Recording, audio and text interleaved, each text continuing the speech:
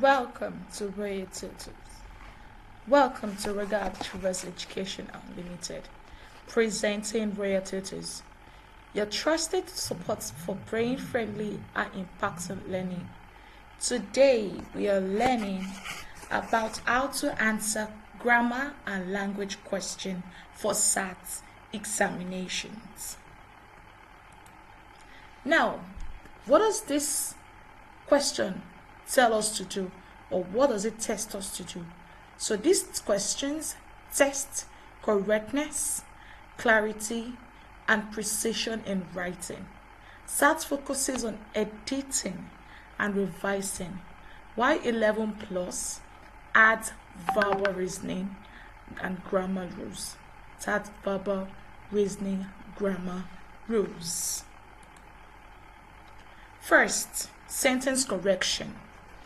These questions often test subject-verb agreement, verb tense consistency, pronoun clarity and reference, fragment and run-on sentences, wordiness and redundancy.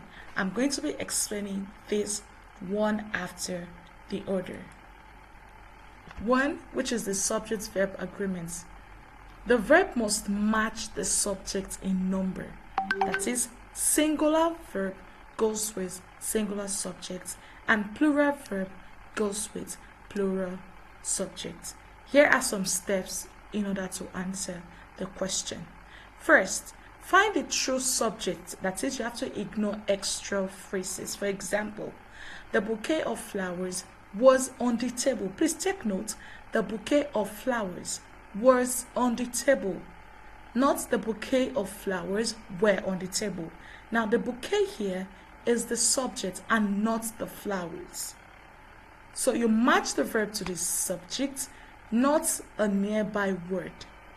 Watch out for tricky subjects like either or, neither nor, subjects separated by commas or dashes, collective nouns like team, group, and class. 2. Verb tenses. Verbs must show the correct time and must stay consistent unless a time shift is needed.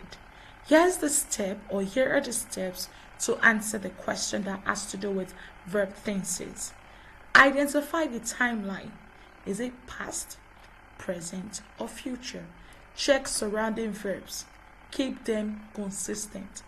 Only change the tense if something really happens at a different time.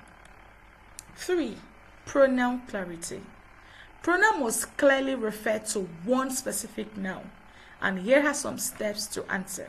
First, you circle the pronoun. He, she, they, it, this. You ask yourself, who or what exactly does this refer to? If the reference is unclear, replace the pronoun with the noun. Common mistakes that we make is that the word this is used without a noun. For example, this caused confusion. They referring to two possible nouns. 4. Fragment and run-on sentences. Fragments are incomplete ideas. For example, because she was tired. That is, something is missing, which is the main clause. While run-ons, on the other hand, is too many ideas without punctuation. When you don't add your comma, you don't add your full stop, you don't add your question mark, your exclamation mark. That is what we call run-ons. For example, he ran to the shop, he bought milk. There is no punctuation in that sentence. Steps to answer this. That is fragment and run-on sentences. First, identify missing subject or verb, which is fragment. Add punctuation or a conjunction, which is run-on. Choose the simplest correction. How to answer sentence correctly. How to answer sentence correction. First, read the sentence aloud in your head. Errors come more obvious when heard, like when you read it out, you get to see the errors that is being made. 2. Identify the grammar issue. What sounds wrong?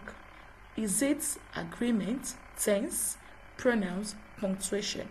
Choose the simplest, clearest, and most direct option.